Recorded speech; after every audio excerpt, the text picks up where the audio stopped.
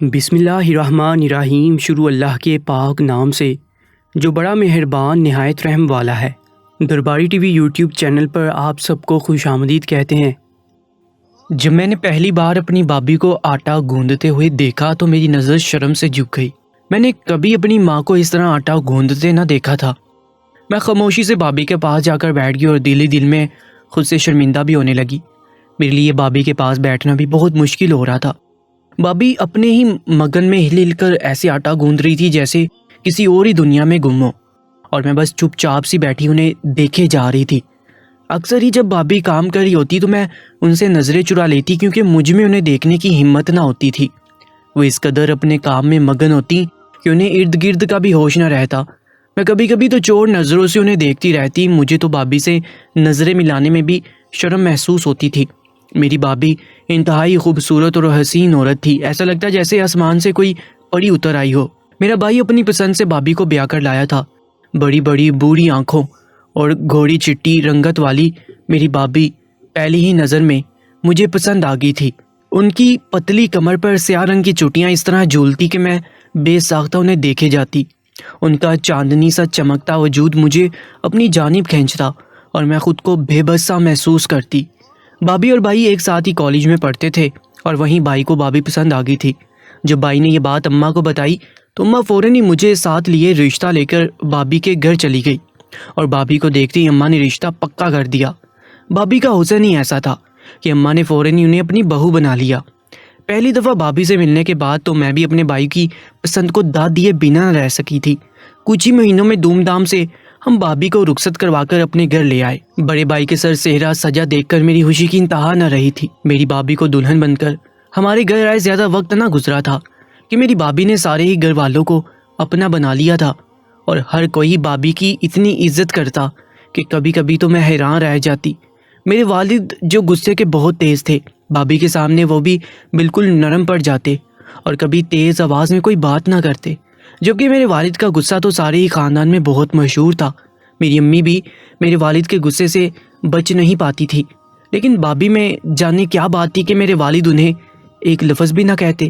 کبھی کبھی تو میں سوچتی کہ شاید بابی کے پاس کوئی جادوئی چراغ ہے جس سے انہوں نے سب کو اپنا بنا لیا ہے، لیکن وقت کے ساتھ ساتھ مجھ پر یہ حقیقت کھل گئی کہ کیوں سب بابی کی محبت کا دم بھرتے ہیں۔ بابی نے تو آٹا گوندتے گوندتے جیسے سارے گھر کو گوند لیا تھا۔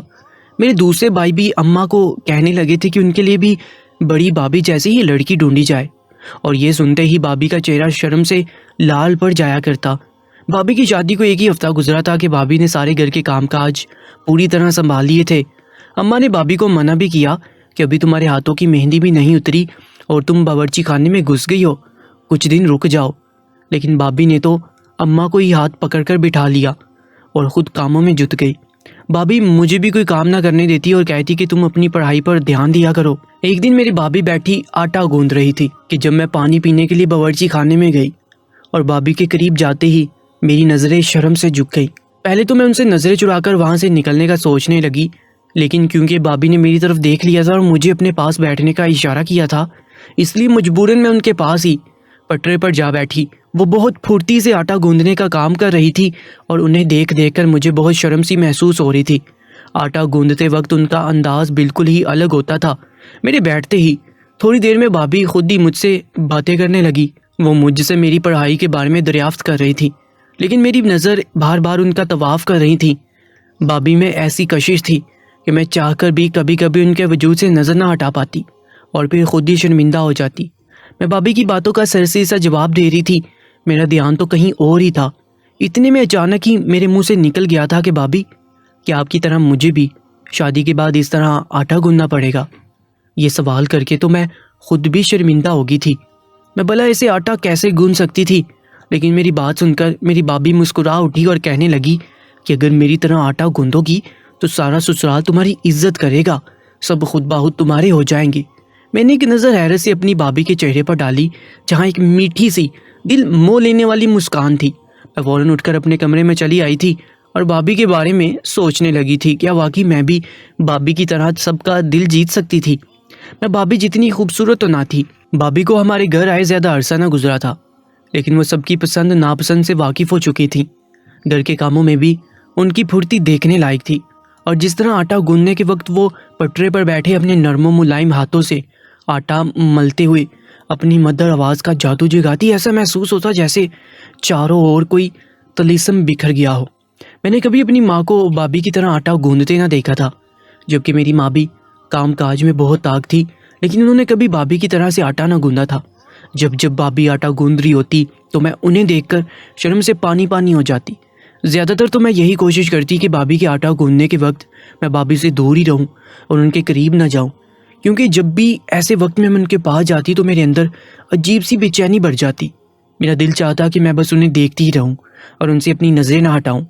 ایک سحر سا ماحول میں طاری ہوتا اور لگتا ہر چیز بابی کی طرف متوجہ ہے۔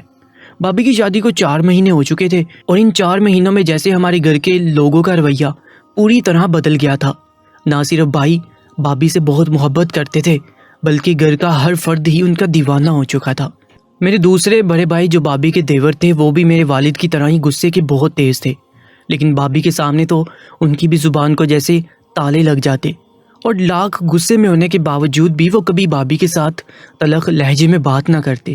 میں 2 بھائیوں کی اکلوتی بہن تھی، سب کی لاڈلی تھی، پھر بھی بابا اور بھائی مجھ پر سختی کرتے تھے، لیکن بابی کے لیے تو اصول ہی الگ تھے۔ کبھی کبھی تو مجھے بابی سے جلن بھی محسوس ہوتی، وہ مجھ سے زیادہ سب کو پیاری ہوگی تھی۔ سب ان کو پلکوں پر بٹھاتے، صرف ہمارے گھر والے نہیں بلکہ ملنے جلنے والے بھی بابی کے ایسے دیوانے ہوئے تھے۔ جو ہمارے گھر آتا وہ جاتے جاتے اماں کو ضرور کہتا کہ آپ بڑی قسمت والی ہیں جو نائلہ جیسی بہو ملی ہے۔ وجہ صرف بابی کا حسن ہی نہیں تھا، بلکہ ان کا ہر انداز ہی مختلف تھا۔ بابی کا لہجہ بھی اتنا میٹھا تھا کہ سننے والا سنتے ہی رہ جاتا۔ بابی مجھے گھر کے کاموں کو ہاتھ نہ لگانے دیتی تھی، میں زیادہ تر وقت پڑھائی میں ہی مصروف رہتی۔ بابی نے تو اماں کو بھی بہت آرام دے دیا تھا۔ بابی کے آنے کے بعد سے اماں بھی بہت پرسکون ہو گئی تھی۔ اماں ساس ہونے کے باوجود بابی کی ایسی تعریفیں کرتی کہ میں حیران رہ جاتی۔ ایک دن بابی مجھ سے کہنے لگی کہ تمہیں کبھی بھی پڑھائی میں کوئی مسئلہ ہو تم مجھ سے مدد لے سکتی ہو۔ ایک رات جب میں پڑھنے بیٹھی تو مجھے ریاضی کے ایک سوال میں تھوڑا سا مسئلہ ہو رہا تھا۔ کافی دیر حل کرنے کے بعد میں حل نہ کر سکا۔ اگلے دن میرا امتحان تھا، یہی سوچ کر میں بابی کے کمرے میں چلی گئی کہ ان سے مدد لے لوں تو امتحان میں پریشانی نہیں ہوگی، لیکن وہاں جا کر تو میں مزید شرمندہ ہوگی، اور بنا کچھ کہے ہی لوٹ آئی۔ بابی نے مجھے نہیں دیکھا تھا اس لیے انہیں کچھ خبر نہ ہوئی، لیکن شاید بھائی نے مجھے دیکھ لیا تھا اور انہوں نے بابی کو بتا دیا تھا۔ اس لیے اگلے دن بابی مجھ سے کہنے لگی کہ جب کمرے میں آئی تھی تو واپس کیوں چلی گئی۔ میرے پاس بابی کو دینے کے لیے کوئی جواب نہ تھا۔ میں انہیں کیا کہتی کہ جس سال میں نے انہیں دیکھا تھا، اس کے بعد ان کے کمرے میں قدم رکھنے کی میری ہمت نہ ہوئی تھی۔ میں ان کے آگے خود کو چور محسوس کرتی تھی، ایک عجیب سی شرمندگی کا احساس ہوتا۔ میں بابی سے بہت زیادہ کترانے لگی تھی۔ اب تو میں نے ان کے کمرے کا رخ کرنا بھی چھوڑ دیا تھا، اور خاص کر جب وہ آٹا گوندتی تو میں اس وقت بالکل بھی باورچی خانے میں نہ جاتی۔ کبھی کبھی مجھے کمتری کا احساس بھی ستاتا۔ بابی کے پاس جو خاص تھا وہ میرے پاس نہیں تھا، اور اس بات کا احساس مجھے اب ہوا تھا۔ میں نے کبھی یہ بات اپنی ماں میں بھی نہیں دیکھی تھی، اور نہ ہی انہوں نے کبھی مجھے سکھائی۔ میرا پڑھائی کا سلسلہ مکمل ہونے والا تھا، اور میرے لیے بہت زیادہ رشتے آنے لگے تھے۔ گھر میں اب ہر وقت میری شادی کی باتیں ہونے لگی تھی۔ بابا چاہتے تھے کہ میری شادی کر کے وہ میرے فرض سے سبکدوش ہو جائے۔ بابی کے خاندان سے ہی میرے لیے ایک بہت اچھا رشتہ آیا، تو میرے بابا نے معلومات حاصل کرنے کے بعد اور بابی سے مشورہ کر کے شادی کے لیے ہاں کر دی۔ بابی کا خاندان بہت ہی اچھا اور پڑھا لکھا تھا، لیکن میں اس نئے رشتے کو لے کر کچھ پریشان تھی۔ بابی نے میری پریشانی محسوس کر لی تھی۔ وہ مجھے بہت حوصلہ دیا کرتی تھی، اور اپنے خالہ زاد بھائی کی بھی بہت تعریف کرتی تھی جو میرا منگیتر بن چکا تھا۔ بابی نے مجھے یقین دلایا تھا کہ مجھے کبھی کوئی دکھ نہیں پہنچنے دے گی۔ اماں کے حکم پر میں نے آہستہ آہستہ گھر کے کام کاج سیکھنا شروع کر دیے تھے۔ میں چاہتی تھی کہ میرے سسرال میں بھی میری ایسی جگہ بن جائے جیسی کہ بابی نے ہمارے گھر میں بنائی ہے، لیکن میں چاہ کر بھی بابی کے انداز میں آٹا نہیں گوندھ پاتی تھی، کیونکہ میں اب تک اس جگہ نہیں پہنچ پائی تھی جہاں بابی تھی۔ دیکھتے ہی دیکھتے میری شادی کا دن آ گیا تھا، اور میں دلہن بنی اپنے پیا کی سیج پر پہنچ گئی۔ سارا کمرہ پھولوں سے معطر تھا، فضا میں عجیب سی خماری تھی۔ میں دھڑکتے دل کے ساتھ بیٹھی احمر کا انتظار کر رہی تھی، اور جیسے ہی احمر کمرے میں آیا میرے دل کی دھڑکنیں تیز ہو گئی۔ احمر نے آتے ہی میری تعریف کی اور مجھے منہ دکھائی کا تحفہ دیا۔ اس کے بعد جو احمر نے کہا، میں کچھ پل کے لیے شاکڈ ہوگی کہ تمہاری بابی نے مجھے بتایا کہ تم بالکل اپنی بابی جیسی ہی ہو، اس لیے میں نے تم سے شادی کی ہے، کیونکہ میں تم میں وہی سب دیکھنا چاہتا ہوں جو تمہاری بابی میں ہے۔ احمر میرا ہاتھ تھام کر اور بھی بہت کچھ کہہ رہے تھے، لیکن میرا سارا دماغ تو بس ان کی ایک ہی بات پر اٹک گیا تھا۔ میں بھابھی جیسی نہیں تھی اور نہ ان جیسی ہو سکتی تھی۔ بھابھی کے خالہ زاد بھائی احمر واقعی ایک بہت اچھے انسان تھے، جنہوں نے مجھے بہت خوش دلی سے اپنی زندگی میں شامل کیا اور مجھے اتنی محبت دی کہ میں خود کو خوش قسمت سمجھنے لگی۔ احمر کے گھر والے بھی بہت ہی اچھے تھے اور سب نے مجھے بہت عزت دی تھی۔ بھابھی کے والد سے ہم لوگ پہلے ہی ایک دوسرے سے واقف تھے۔ احمر کی والدہ بھی میرا بہت خیال رکھتی۔ میری شادی کو 15 دن گزرے تھے کہ میں نے خود سے گھر کے کام کاج شروع کر دیے۔ میں نے ایک بات تو بہت اچھے سے جان لی تھی کہ ایک عورت اپنی خدمت سے ہی سسرال کو اپنا گھر بنا سکتی ہے، اور میں بھی اس گھر کو اپنا بنانا چاہتی تھی، لیکن بہت زیادہ محنت اور خدمت کے باوجود بھی کبھی کبھی مجھے ایسا محسوس ہوتا کہ میں وہ رتبہ حاصل نہ کر پائی جو میرے گھر میں میری بھابھی کو حاصل تھا۔ کبھی کبھی احمر یہ بات کہہ بھی دیتے کہ تم اپنی بھابھی کی طرح نہیں ہو، اور میں خاموش ہو جاتی۔ ایک دن میں جلدی آٹا گوندنے میں مصروف تھی۔ احمر کے دفتر سے آنے کا وقت ہو گیا تھا کہ اچانک مجھے میری بھابھی کی بات یاد آ گئی کہ اگر میری طرح آٹا گوندو گی تو سسرال میں خود بخود تمہاری عزت ہوگی، چاہو تو آزما کر دیکھ لینا۔ بھابھی کی بات یاد آتے ہی میں ایک دم پسینے سے شرابور ہوگی، کیونکہ بھابھی جیسا انداز اپنانا تو میرے لیے بہت ہی مشکل تھا۔ لیکن پھر میں نے سوچا کہ ایک دفعہ کوشش کرنے میں کیا حرج ہے۔ میں نے بہت عرصہ بھابھی کو دیکھا تھا، جس طرح بھابھی نے میرے گھر میں اپنا مقام بنا لیا تھا، ہو سکتا ہے میں بھی اس گھر میں ویسے ہی مقام بنا لوں۔ بہت ہمت کر کے میں نے بھابھی کی طرح ہی آٹا گوندنے کی کوشش کی۔ میرے لیے یہ مشکل ضرور تھا، لیکن میں اپنے طور پر پوری کوشش کر رہی تھی۔ کئی دفعہ آنکھیں بند کر کے میں نے ذہن میں بھابھی کو سوچا بھی تھا، اور اس دوران مجھے خبر ہی نہ ہوئی کہ کب میرے پاس میرا شوہر احمر آ کھڑا ہوا۔ جب میں نے نظر اٹھا کر دیکھا تو میں ایک دم چونک اٹھی۔ میں بھابھی کے انداز کو اپنانے میں اس قدر مگن تھی کہ مجھے احمر کے قدموں کی آہٹ تک سنائی نہ دی تھی۔ احمر بہت غور سے مجھے دیکھ رہے تھے، بالکل ایسے جیسے میں اپنی بھابھی کو دیکھا کرتی تھی۔ نہ جانے کیوں مجھے عجیب سی شرم محسوس ہونے لگی۔ میں نے ہچکچاتے ہوئے احمر سے پوچھا کہ آپ کب آئے؟ مجھے ڈر تھا کہ کہیں میں نے غلطی نہ کر دی ہو، کیونکہ اگر ایسا ہوا تو احمر نہ جانے میرے بارے میں کیا سوچیں گے۔ میرے سوال پر احمر کے چہرے پر ایک دھیمی سی مسکراہٹ پھیل گئی، اور وہ بہت پیار سے میرے چہرے پر آئی لٹ ہٹا کر مجھے دیکھنے لگے۔ میں نے احمر کی آنکھوں میں کبھی ایسی محبت نہ دیکھی تھی جو اس وقت مجھے نظر آ رہی تھی۔ احمر کہنے لگے کہ میں اپنی بیوی کو ایسا ہی دیکھنا چاہتا تھا، مجھے ایسی ہی ہمسفر چاہیے تھی۔ آج مجھے یقین ہو گیا ہے کہ خدا نے میرے لیے بہت ہی خوبصورت ساتھی چنا ہے۔ تم اس وقت مجھے دنیا کی سب سے پیاری لڑکی لگ رہی ہو۔ احمر تو اپنے جذبات کا اظہار کر کے فریش ہونے چلے گئے تھے، لیکن میں اپنی جگہ سن ہو کر رہ گئی تھی۔ مجھے نہیں معلوم تھا کہ اتنی جلدی مجھے احمر کا ایسا روپ دیکھنے کو ملے گا، اور اس بات کی خوشی بھی تھی کہ مجھ سے کوئی غلطی نہیں ہوئی۔ اس بات کو کچھ ہی دن گزرے تھے کہ میں نے محسوس کیا تھا کہ گھر میں میری الگ ہی ایک جگہ بن گئی ہے۔ آہستہ آہستہ مجھے اس گھر میں وہی مقام حاصل ہو رہا تھا جو میرے گھر میں میری بھابھی کو تھا۔ واقعی ایک جادو تھا جو چل گیا تھا، اور مجھے بھابھی کے ہر لفظ پر یقین آ گیا تھا۔ بھابھی کی بات حرف بحرف سچ ثابت ہوئی۔ کچھ دنوں بعد احمر مجھے میرے گھر ملوانے کے لیے لائے تو میں گھر میں داخل ہوتے ہی بھابھی کے گلے لگ گئی۔ بھابھی حیرت سے مجھے دیکھنے لگی، وہ امید سے تھی۔ میں نے انہیں بہت مبارکباد دی۔ میں بھابھی کے پاس ہی بیٹھ گئی اور ان سے کہنے لگی کہ بھابھی آپ سچی کہتی تھی کہ اگر میں آپ کی طرح سے آٹا گوندوں گی تو واقعی اپنے سسرال میں اپنی جگہ بنا لوں گی۔ آج میرے سسرال میں مجھے جو عزت اور مقام حاصل ہے وہ سب کچھ آپ ہی کی وجہ سے ہے۔ جو جادو آپ نے مجھے سکھایا اور بتایا اس نے واقعی میری زندگی کو بہت خوشگوار بنا دیا۔ مجھے افسوس ہے کہ میں بچپن سے اس بات کو سمجھ نہیں پائی کہ میری کامیابی کس چیز میں ہے، لیکن آپ نے مجھے سمجھا دیا۔ بھابھی اپنی ہمیشہ والی پیاری سی مسکراہٹ کے ساتھ مجھے دیکھ رہی تھی، اور آج میں ان سے ساری بات کہنے جا رہی تھی۔ میں نے انہیں بتانا شروع کیا کہ جب میں نے آپ کو پہلی بار باورچی خانے میں آٹا گوندتے دیکھا تو آپ اس قدر اپنے آپ میں مگن، سر پر دوپٹہ اوڑھے، آنکھیں بند کیے کچھ پڑھنے میں مصروف تھی کہ میں حیران رہ گئی اور آپ کو دیکھتی چلی گئی۔ آپ کی آواز اتنی سریلی اور مدر تھی کہ میرے رونگٹے کھڑے ہو گئے، اور جب میں نے ان لفظوں پر غور کیا تو میں شرم سے پانی پانی ہو گئی، کیونکہ جو آپ پڑھ رہی تھی مجھے تو وہ یاد بھی نہ تھا کہ میں نے آخری بار کب پڑھا تھا۔ جس انداز میں آپ تلاوت کر رہی تھی ویسے تو میں نے صرف ٹی وی میں ہی سنی تھی، مجھے تو تلاوت کیے ہی عرصہ گزر چکا تھا اور میں اپنے آپ سے شرمندگی محسوس کر رہی تھی۔ میں خاموشی سے اس وقت وہاں سے ہٹ جانا چاہتی تھی کیونکہ مجھے بہت شرم محسوس ہو رہی تھی، لیکن اسی وقت آپ نے آنکھیں کھول کر مجھے دیکھ لیا اور اپنے پاس بیٹھنے کے لیے کہا۔ میں آپ کے پاس بیٹھ تو گئی لیکن میرے وجود پر عجیب سی کپ کپی طاری ہو رہی تھی۔ ہمارے گھر تو قرآن بہت کم ہی کھولا کرتا تھا، بس دادی کی برسی پر سب کو بلوا کر ایک دفعہ ختم کروا دیا جاتا۔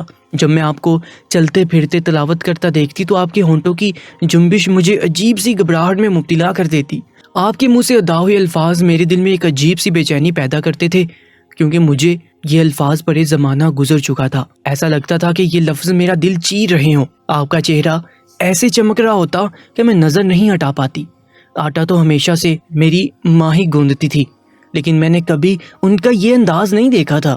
میری اماں تو دوپٹہ باورچی خانے سے باہر ہی چھوڑ کر اندر جایا کرتی تھی، جبکہ آپ ہر وقت سر پر دوپٹہ اوڑھ کر رکھتی۔ اس دن کے بعد سے میں نے چھپ چھپ کر آپ کو گھر میں کام کاج کرتے ہوئے دیکھنا شروع کیا، اور میں یہ دیکھ کر حیران رہ گئی کہ ہر کام کرتے ہوئے ہی آپ کچھ نہ کچھ تلاوت کر رہی ہوتی، اور خاص کر آٹا گوندتے وقت آپ ہمیشہ سورہ یاسین کی تلاوت کرتی، اور اس انداز میں کرتی کہ میں دم بخود رہ جاتی۔ خدا نے آپ کی آواز میں بہت تاثیر رکھی ہے۔ کبھی کبھی تو آپ کو ارد گرد کا ہوش بھی نہ رہتا۔ ہمارے گھر کا ماحول شروع سے ہی مختلف تھا، اور جب آپ آئیں تو میں نے آپ کو بالکل ہی الگ پایا۔ آپ کے اندر کی اچائی اور آپ کے اخلاق نے گھر میں سب کے ہی رویوں کو پوری طرح بدل دیا تھا۔ کبھی کبھی تو مجھے لگتا کہ آپ نے جیسے سب پر کوئی جادو کر دیا ہے، لیکن کہیں نہ کہیں مجھے احساس تھا کہ یہ جادو آپ کا نہیں بلکہ ان الفاظ کا ہے جو آپ ہر وقت ادا کرتی رہتی ہیں۔ بابی خاموشی سے بیٹھی میری بات سن رہی تھی۔ میں بابی کا ہاتھ پکڑ کر کہنے لگی کہ بابی، آپ کو یاد ہے نا، آپ نے مجھ سے کہا تھا کہ پڑھائی میں کوئی بھی مدد چاہیے ہو تو میرے پاس چلی آنا۔ مجھے اس رات آپ کی مدد کی ضرورت تھی، اور جو میں آپ کے کمرے میں آئی تو یہ دیکھ کر میری ٹانگیں کانپ گئیں کہ آپ آدھی رات کو بھی خدا کے حضور جائے نماز پر کھڑی تھیں، جبکہ مجھے تو نماز کی ادائیگی کیے بھی بہت وقت گزر چکا تھا۔ میں تھکاوٹ کا سوچ کر آسانی سے نماز ترک کر دیا کرتی تھی، جبکہ آپ تو گھر کے سارے کام کاج کے باوجود بھی آدھی رات کو نوافل ادا کر رہی تھی۔ اس رات میں شرم سے پانی پانی ہوگی کہ میں تو جمعہ کی نماز بھی بڑی مشکل سے ادا کرتی ہوں، اور آپ ساری نماز وقت پر ادا کرنے کے باوجود بھی آدھی رات کو اللہ کے حضور اتنی عاجزی سے پیش تھی۔ میں بھی آپ کی طرح بننا چاہتی تھی، لیکن مجھے یہ سب بہت مشکل لگتا تھا۔ شادی کی رات جب احمد نے مجھ سے کہا کہ وہ آپ کی طرح کی بیوی چاہتے تھے تو مجھے آپ سے جلن محسوس ہونے لگی کہ آپ نے میرے گھر والوں کو بھی اپنا بنا لیا ہے، اور میرا شوہر بھی آپ ہی کی تعریف کر رہا ہے۔ اس وقت میں یہ نہیں سمجھ پائی کہ دراصل احمد کے کہنے کا مقصد کیا ہے، لیکن وقت کے ساتھ ساتھ مجھے احمد کی بات اچھی طرح سمجھ آ گئی۔ انہیں ایک ایسی بیوی چاہیے تھی جو ان کے گھر کے ساتھ ساتھ ان کی آنے والی نسلوں کو بھی سنوار دے، جسے دین کا علم ہو۔ احمد کے گھر والے بھی آپ کی طرح ہی 5 وقت کے نمازی ہیں، اور میں نے ان سے یہ سیکھ لیا کہ کس طرح وقت پر نماز ادا کرنی ہے، لیکن میں چاہ کر بھی آپ کی طرح آٹا گوندتے وقت تلاوت نہیں کر پاتی تھی، کیونکہ مجھے اس طرح سورہ یاسین یاد نہیں تھی جیسے کہ آپ کو یاد تھی، اور میرے لیے کام کرتے وقت سر پر دوپٹہ اوڑھنا بھی بہت مشکل تھا۔ لیکن بار بار مجھے آپ کی بات یاد آتی کہ میری طرح آٹا گوندو گی تو سسرال میں اپنی جگہ بنا لو گی۔ میں جان گئی تھی کہ آپ کی تلاوت سے ہمارے گھر میں برکت اور خوشحالی نے ڈیرے ڈالے ہیں، اور ایسے ہی کچھ دن پہلے میں نے کوشش کی اور آنکھیں بند کر کے تلاوت شروع کی، اور ساتھ ساتھ آٹا بھی گوندنے لگی۔ میں نے کافی عرصہ آپ کے منہ سے روز ہی تلاوت سنی تھی، اس لیے مجھے بھی کافی حد تک یاد ہو چکی تھی، اور جو میں نے آنکھیں کھولیں تو میں یہ دیکھ کر حیران رہ گئی کہ احمد میرے سامنے کھڑے مجھے محبت پاش نگاہوں سے دیکھ رہے تھے۔ اس دن میں نے احمد کی آنکھوں میں جو دیکھا مجھے احساس ہوا کہ وہ آخر کیا چاہتے تھے اور آپ کیا جادو کرتی تھی۔ دراصل یہ جادو تو اس کلام کا تھا جو آپ پڑھتے تھے، اور جس کا اثر آپ کے پکائے کھانے تک میں ہوتا تھا۔ اس کلام کی تاثیر سے ہی بابا اور بھائی کا غصہ بھی ٹھنڈا ہو گیا تھا، اور جب سے میں نے باقاعدگی سے آٹا گوندتے ہوئے اور کھانا پکاتے ہوئے تلاوت کرنی شروع کی ہے، میری زندگی میں بھی بہت بدلاؤ آ گیا ہے۔ پہلے بھی مجھے بہت عزت دیتے تھے، لیکن اب تو سر آنکھوں پر بٹھاتے ہیں۔ یہ سچ ہے کہ خدا کے کلام میں بہت طاقت ہے، لیکن یہ بات میں نے آپ سے سیکھی ہے۔ جب تک آپ اس گھر میں نہیں آئی تھی میں دین سے بہت دور تھی، نہ مجھے نمازوں کا عشق تھا اور نہ ہی تلاوت کی اہمیت کا اندازہ تھا۔ آپ نے واقعی میری پوری زندگی بدل دی ہے۔ اپنی بات ختم کر کے میں نے بھیگی آنکھوں سے بھابھی کی طرف دیکھا، جن کی آنکھوں میں بھی نمی تیر رہی تھی۔ بھابھی نے بہت محبت سے مجھے گلے سے لگایا اور کہنے لگی کہ اب اس روش کو کبھی نہ چھوڑنا۔ انسان اپنے اخلاق اور اچھے اعمال سے ہی زندگی میں سکون پاتا ہے، اور مجھے خوشی ہے کہ تم نے بھی یہ بات سیکھ لی ہے۔ وقت بہت تیزی سے گزر رہا تھا اور میں ایک بیٹی کی ماں بن چکی تھی، اور کبھی کبھی جب میں آٹا گوندھ رہی ہوتی تو میری ننھی سی بیٹی بھی میرے پاس بیٹھ کر مجھے بہت حیران نظروں سے دیکھ رہی ہوتی، اور اس کی حیرانگی دیکھ کر میرے چہرے پر خود بخود مسکراہٹ دوڑ جاتی۔ یقیناً وہ مجھ سے یہی سب سیکھ کر بڑی ہونے والی تھی۔ کلام الہی میں جو طاقت ہے اس سے کوئی انکار نہیں کر سکتا۔ یہ کلام تو انسان کی پوری زندگی بدلنے کی طاقت رکھتا ہے۔ میری بھی زندگی بدل گئی تھی۔ دوستو، آج کی اس کہانی کے بارے میں اپنی قیمتی رائے سے ہمیں ضرور آگاہ کیجیے گا، اور ایسی ہی سچی اور سبق آموز کہانیوں کے لیے ہمارے یوٹیوب چینل درباری ٹی وی کو سبسکرائب کر لیجیے گا۔ اپنا بہت زیادہ خیال رکھیں۔ اللہ نگہبان۔